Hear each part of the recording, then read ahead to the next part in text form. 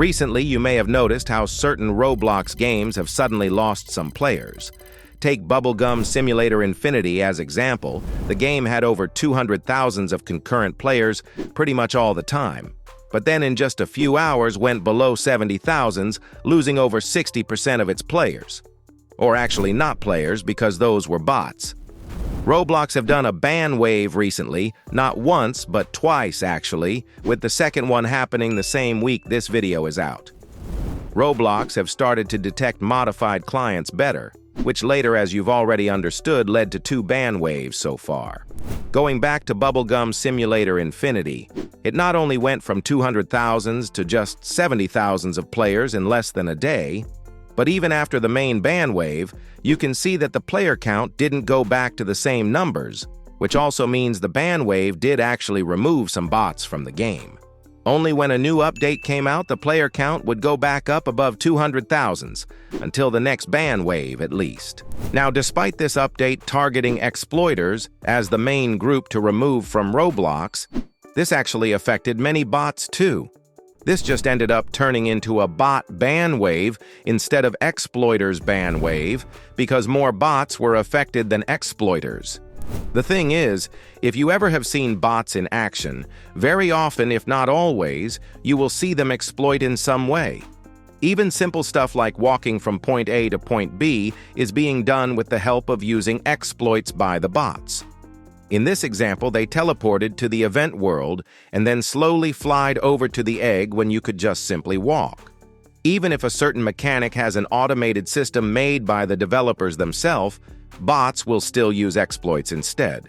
That is because exploits have everything automated for them already, so even simple things are being done with the help of exploits.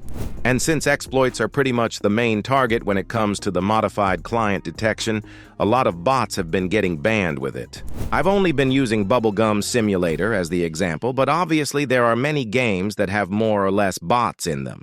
Pet Simulator is famous for having bots, and you can see how the ban waves affected its player count, not for a few hours but for at least 2 days, similar to what happened in Bubblegum Simulator Infinity. Something interesting I've spotted is that Pets Go player counts seem to act weirdly, sometimes dropping below 10,000 for a few hours. What I'm guessing is happening here is basically that the bot farmers just disconnect all of their bots at certain points, to perhaps avoid getting banned. You can see how the player count goes back instantly after that, unlike in Pet Simulator or Bubblegum Simulator. Also, I just happened to see a bot like this that would sometimes send same messages about being falsely warned for using exploits. I actually don't know what the purpose is, probably just unhappy about the ban waves that have been happening, and it is one of the bots as you can see on its avatar. Now, there is pretty much only one reason the bots like this even exist on Roblox: the bot owners profit by using the bots. When people play a game and start using alt accounts, their goal is to make their inventory look better in the game. But when bot farmers use bots, their main goal is to profit, or basically make money by cross-trading. Obviously, cross-trading is not allowed on Roblox, you probably know that already.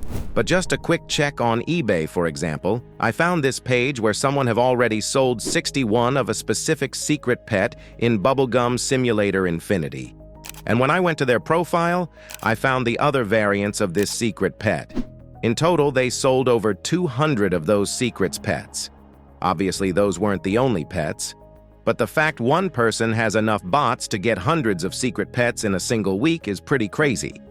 If you don't know what I'm talking about here, basically the secret pet I showed as example has base odds of 1 in 12.5 million for a random variant.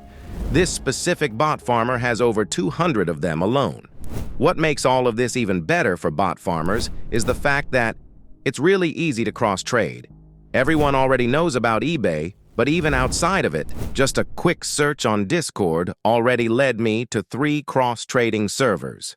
One of them having over 50,000 members, by the way. The whole bot problem topic is pretty popular, and many videos have been made on it already. Even I made videos covering it, but what makes this case different from others is the ban wave itself. We had ban waves before, but the current ones were probably the most efficient bot ban waves I've ever seen on Roblox so far.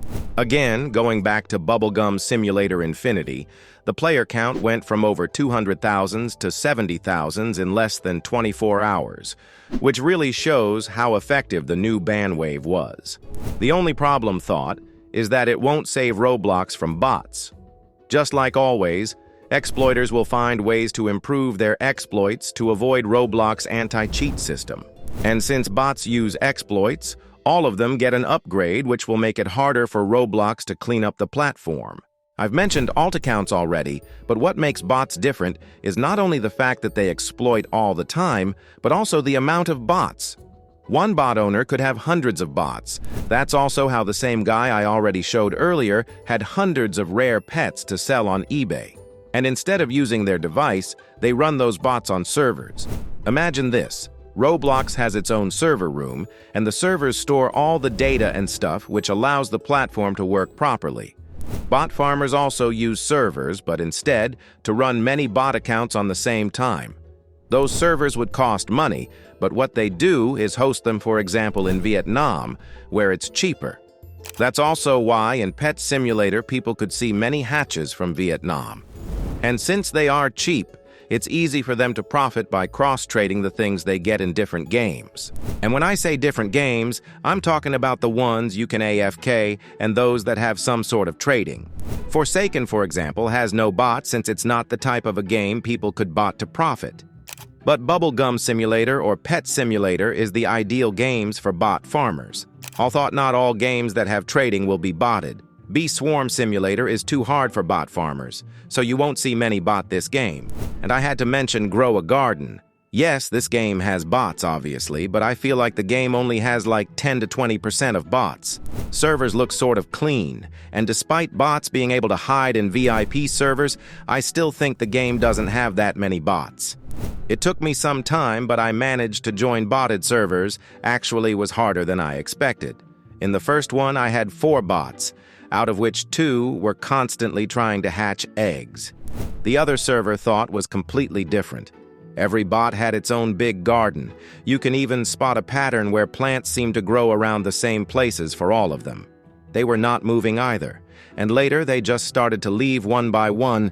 Their gardens were so big that it literally almost crashed my Roblox every time they left. But the main reason I think Grow a Garden isn't very botted is because, unlike Bubblegum Simulator or Pet Simulator, it never lost many players. You can see how the player count waves always stayed pretty much the same, meaning that ban waves didn't do much. Anyway, I'm glad Roblox is doing these ban waves right now and trying to make platform cleaner, even if it's temporarily. Bots not only promote a lot more cross-trading, which can lead to people getting banned and getting scammed, but also generally make gameplay worse for some people. Bots in Bubblegum Simulator Infinity hatch a lot of rare pets, so when actual players hatch them, they aren't as special as they should be. Bots existed on Roblox for years, but only now, in the latest year, have started to become a worse and worse problem around many different games, especially the popular ones. And this updated modified client detector is definitely a step in the right direction, seeing how effective it has been lately, actually removing some bots. Anyway, make sure to like and subscribe if you enjoyed this video. I would really appreciate that. You can watch one of these videos while waiting for a new one. They are good too. Join my Discord server. You can chat with me and other members. The link is in description, and I will see you soon.